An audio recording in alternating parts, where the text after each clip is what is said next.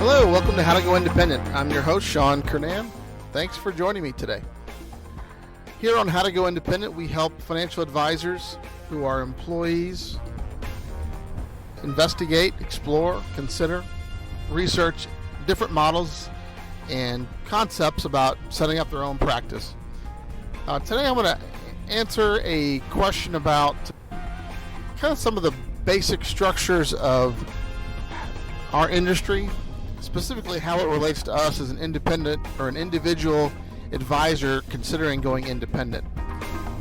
So I'm going to use some terms that if you're already independent or if you've already researched the space in depth, you may be very familiar with.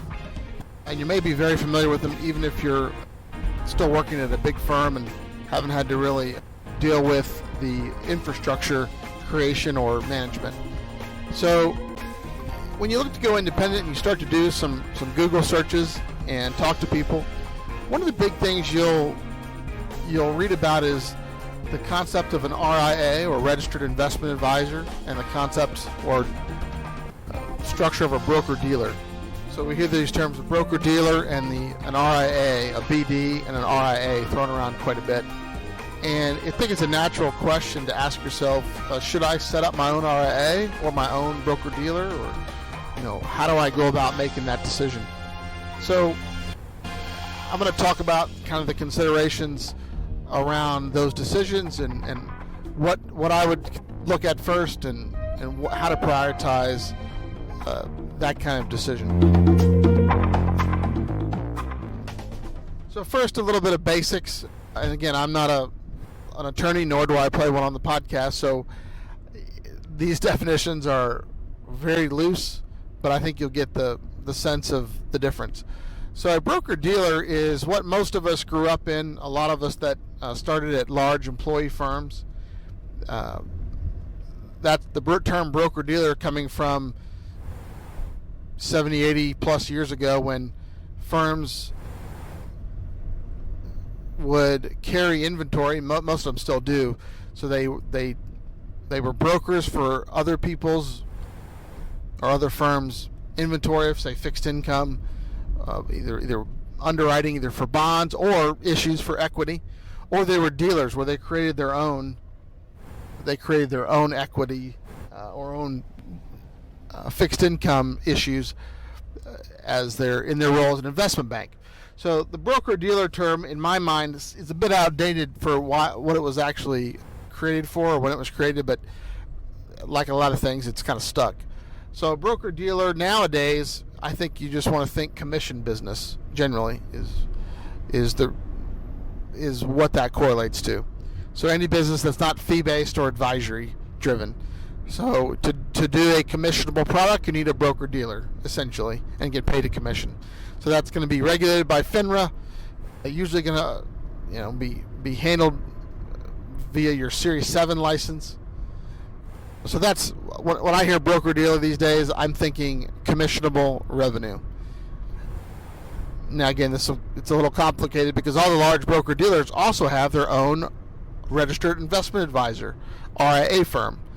So if you're doing advisory business, that is through someone's RIA.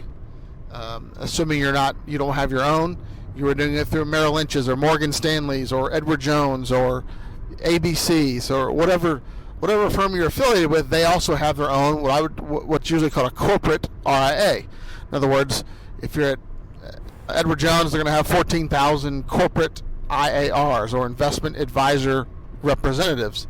So they're going to hold your Series 65 or 66 license, and you're going to be able to do both your brokerage business and your advisory fee-based business at the same place. So all the big firms, even most of the small firms, are going to have their own corporate RIA. So that's what allows you to do fee-based business, regulated generally by the SEC, but also somewhat by FINRA. The 65 or 66 license gives you the capability to do that. So those are the at a very high level, those are each entity. So the broker-dealer is going to basically, your brokerage business runs through a broker-dealer and your advisory business runs through an RIA. As you should be well aware by now, they have different standards of care. Broker-dealer business has the suitability standard, and the RIA advisory fee-based has the fiduciary standard, which, as we know now, is going to be applied to all retirement accounts, whether or not it's brokerage, unless you're using the best interest contract exemption, the BIC or the BICE. So there's plenty of data out there on that you can research. But so that's the background. So any firm you're probably affiliated with now, if you're an employee, has those functions. Now, there are registered investment advisors that have no broker-dealer affiliation, and there are certainly broker-dealers that have no RIA attached to it or together. So the question that I'll ask is, do I need to create my own RIA? And to a lesser degree, do I need to create my own broker-dealer? The question about people's own broker-dealer doesn't come up very often because, one, that's kind of the dying side of the industry. Most broker-dealers are looking to get bigger. That's the line that I hear. Of course, I'm affiliated with a very large one, so they promote that concept. It's beneficial, and I think it's on the right track. But the complexities of complying with all the regulatory requirements on the broker-dealer side have been continually increasing, at least for 14, 15 years that I've been in the business. And from what other people tell me, much longer than that, it's been a steady drumbeat on the FINRA broker-dealer side to get harder to do business and more time and energy and money spent on complying with regulations. So on the RIA side, the short answer is no, you should not create your own broker-dealer, except in extremely limited circumstances that are well beyond the scope of what I could help you with in this podcast. So I'm talking to what I would call the mainline kind of mainstream financial advisor that helps clients, even if you have some small institutions, nonprofits. Unless you're doing, truly institutional business, then maybe your own broker-dealer may be something to explore, but that's well beyond my competence. So for the average advisor, even the above-average advisor, you're not going to need or want your own broker-dealer. Most broker-dealers at this point on brokerage business or anything that runs through them, you're going to keep 90% of your revenue, and so you're giving up a pretty small cut for the benefits of the infrastructure that's already been in place. So even if I wanted to be completely independent, any brokerage business, I would not consider starting my own broker-dealer. So short answer is no, you do not need or want your own broker-dealer. The RIA is a little different animal. It's a much simpler regulatory regime, at least as of now. And the reason is FINRA regulates more on a rules basis. So here's the code, chapter and verse of the code, and you have to follow it.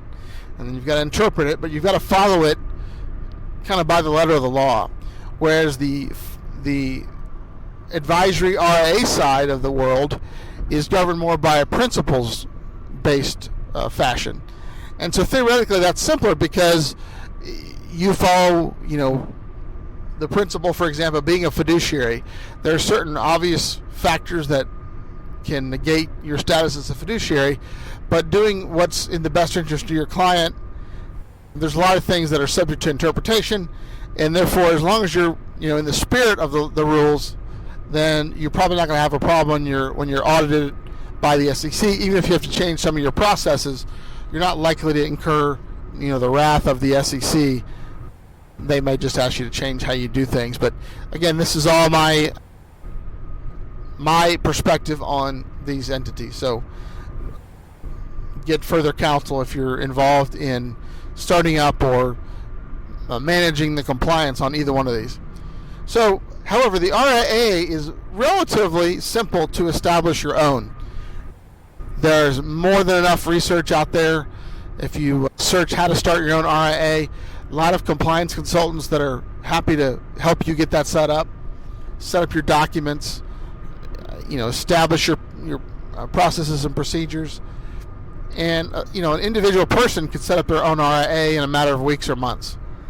And again, lots of compliance consultants that can assist in that.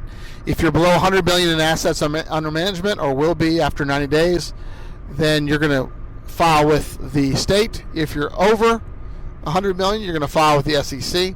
That just determines who your regulator is, your primary regulator is. So for most solos, that's going to be a state regulation. Unless you're a fairly large practice, or you're an ensemble, or you have a network of advisors like my group does, you're going to then be registered with the SEC.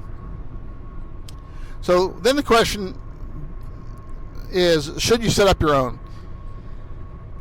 I'm a little bit biased because I help advisors, join an existing one, namely ours. So I'll lead with that. But I'll talk about the reasons you would want to set up your own, and sort of when I think it works and when I would consider other alternatives. I think it can work if you meet the following criteria. One, you're a solo advisor, or maybe at least only have one office, probably is best, or you're a small enough team where you have good eyes and ears and command and control of what each of your staff members are doing, either staff or advisors that work for you. A smaller team is better, I think, when you're setting up your own RIA. And the reason that it's just easier to manage and keep on top of. So if you're a solo advisor with no staff, I know several people who have set up their own RIA with relatively good results, because they're the only ones they have to keep track of. It's just a lot simpler. So if they're opening, if let's say they have a hybrid approach where they still have some brokerage business, they can have a broker-dealer affiliation, have their own RIA, set up this hybrid concept, fairly straight, simple from an administrative standpoint. Although there are going to be more requirements than using a corporate RIA. So if you come to join a large, fairly well-known in our business firm that has a hybrid option, setting up your own RIA on the advisory side is definitely going to add some work and time and energy. But because you don't have to wonder about what other people are doing and track, are they filing the right documents? Are they sending out to their clients? If it's just you, that's a much simpler process to manage. And if you screw something up, then it's on you, and you don't have to worry about it. I know a lot of my colleagues, or a lot of advisors, don't want to supervise people because then you're on the hook for things they do or don't do, which is a legitimate concern, especially if you have your own RIA. On the broker-dealer side, the broker-dealer is going to have some liability, hence they're being more in your business than when you set up your own RIA. You're your own legal entity, so that's a big distinction. For a broker-dealer, you are a representative of the broker-dealer. If you do something stupid or make an error, the broker-dealer is going to be called in on the issue, the complaint, the request for money, damages, whatever the issue is. The broker-dealer is going to be usually in the line of fire from a liability standpoint. For an RIA, when you establish your own, that's it. You are out there against the wind. If something goes wrong, you are on the hook from a liability standpoint. Your custodian, or wherever you keep the assets, is just your custodian. They're just a vendor. They're not in business with you. They don't back you up. They're just there to be the plumbing of your business, which may be a good thing, because then you have less, as of now, you have less headaches, fewer people in your business on a day-to-day standpoint, because you own and are responsible for your own compliance when you have your own RIA. So the own RIA model, I think, can work well, again, for a solo or very small shop, one office. That it can work well in that scenario. It can also work pretty well, and it's sort of a necessity if you intend to build your own empire. You're going to hire dozens of advisors over time, or create a network that you support. From a margin standpoint, I think it sort of requires you to have your own RIA. That was a big reason of why my partners and I established ours 4 years ago. It was to have more control, more flexibility, better margins. We were building scale. Already had some scale, but we're building more, where we could afford the manpower to run that.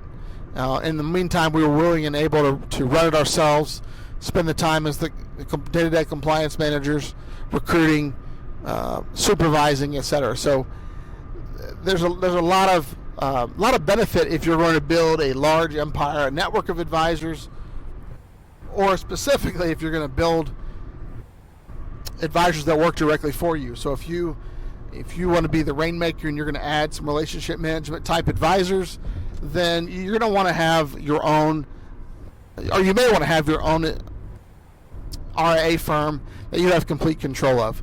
Now, on the flip side, you can do the same thing as what we call, for our folks, we call it, that have done that, a franchise. So we have a few enterprising people who want to build their own network, and we negotiate the payout they get from us, and then if they can negotiate with people they bring in, they keep the difference. So basically, it's just like a franchise. They go out and get their own quote unquote customers, and they just pay whatever the franchise fee is, basically, that we've negotiated. But they use our infrastructure, etc. So that can be done on your own. You just have to make sure that when you partner up with someone to do that, that you are comfortable with the terms, how they run their business, and vice versa. Because you can call yourself a different name.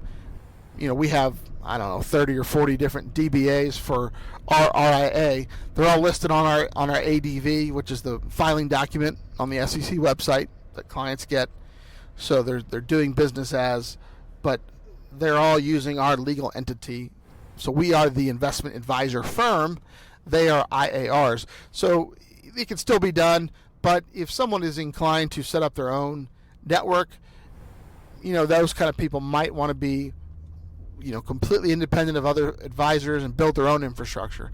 And if that's what you want to do, power to you. No, more power to you. It's quite an undertaking. It's not easy, but if you've got the personality and the connections and the drive to do it, I still think there's a lot of demand for it, because most of us, including me when I left the wirehouse, we don't want to start our own thing from day one. So even though I've ended up doing that was 3 years in, basically, and I was probably somewhat unique in doing the advisor compliance job. I had 20 folks that I did compliance for before we started the RIA, and I partnered with my partners. But, the vast majority of us that come over to a large broker-dealer that has a corporate RIA, we're happy using the corporate RIA, and we're fine with it. So, and then those that aren't, we're not the only network that's affiliated with our broker-dealer. There's lots of hybrid RIAs like us. So, I don't want to say you shouldn't do it. It takes work. It's like a whole other business you have to start. Definitely not for the timid. And if you want to manage your practice and build this, you're going to be spending some extra time and energy, or hiring really great people, spending some money there, or both. So, I guess, excuse me, the benefits of starting your own RIA are pretty significant if you want to have absolute control without question, and you're solo, or you're going to build your own network of advisors or large team. You want to build the foundation probably on your own RIA. If you are a relatively small shop in terms of head count, just one or two or three of you, I think there's a lot to be said for using an existing infrastructure. And again, the corporate options are good as well. So the largest broker-dealers, the ones whose names you would know, there's nothing wrong with them. You might be able to get a little bit better payout from an individual or a independent RIA that uses those firms, like our hybrid. But again, in terms of going independent, it's hard to go wrong if you go to the biggest 3 or 4 broker-dealers and use their corporate RIA. So when should you not do your own RIA? I guess it's what's left. It's if you're in the middle there, if you're just thinking you can add people and make a little bit of money and still run your own practice, your book of business the way you want to, it's real easy to get lost in no man's land if you set up an RIA and only have a handful of advisors, more than just you, but you have, say 4 or 5 people and you think it's a great idea to bring them on. Well, now you've potentially, unless you know them real well and they're extremely organized and you work out the economics to work out for both you and the other advisors, it can get real annoying real quick. Because what tends to happen is if you charge too big of a margin, people figure that out once they're established and they're talking to their other independent colleagues, they're going to get laughed at if they're giving up too much, which might have sounded like a good deal at the beginning because they were coming over and they knew it would be a lot of work, so they wanted some help. And that might have been fair up front. But once you get up and running and you're over for a year or two, people start to forget the help you've given them, or at least they want it repriced. And I kind of see their point, because it's one reason we price our transition. We kind of build it in, and it works very well. We're not charging extra for transition work. We just try to build that into the business model. So anyways, if you charge too much, you end up losing people or having to lower your margins later. If you don't charge enough, then you're doing work for not getting enough value out of it for you, and you're either going to have to do a lot more work yourself, or hire staff, which is going to eat up whatever revenue you are generating. So it's a very tricky situation where you have to be very thoughtful about what you're doing. And I can't stress enough, if you don't have a real clear sense of where you're going, you're not going to get there.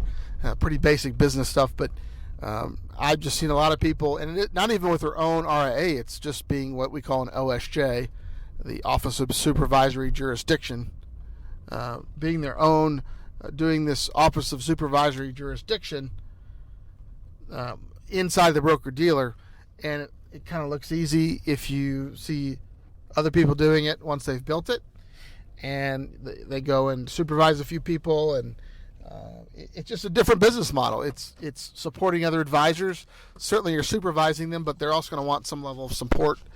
And I look at it like the advisor is to some degree the customer, even though you're providing supervision, so you don't work for them, but they're the ones who are paying you. And I think if you're doing it in a truly independent way, they have the choice if they want to use someone else for their compliance. So in other words, you sort of have to work together with them to make sure they're happy, you're happy with the economics of the situation. So I've just seen a number of people who have gone into that OSJ business, which is simpler than setting up your own RIA, and after 6 months, a year, a couple of years, they are cured of that. They just want to go back to taking care of their clients, taking care of the staff if they have any, keeping things simple. And after 7 years of being in the OSJ and RIA management business, I sometimes still feel that way. It's a tricky business, completely different. It's very satisfying at times, but it's also, it's like any business serving others. It can be a bit of a grind. So those are the key points I think to think about. One thing I don't think employee advisors realize is how many options there are when you're going to go to an independent type of business model. The options continue to proliferate here as in the second half of 2016, which is a good thing, although that just creates more complexity in sorting through which one's best for you. So I know it can be intimidating to sort out all the jargon that people use, that even though you're in the industry, it might not be familiar. But don't hesitate, if you're the right kind of personality for independence, don't hesitate to ask people that ask people you don't know to explain the different models. Again, that was one of my goals for this podcast, is to dive into that sort of thing, sort of be a resource, an educational resource, because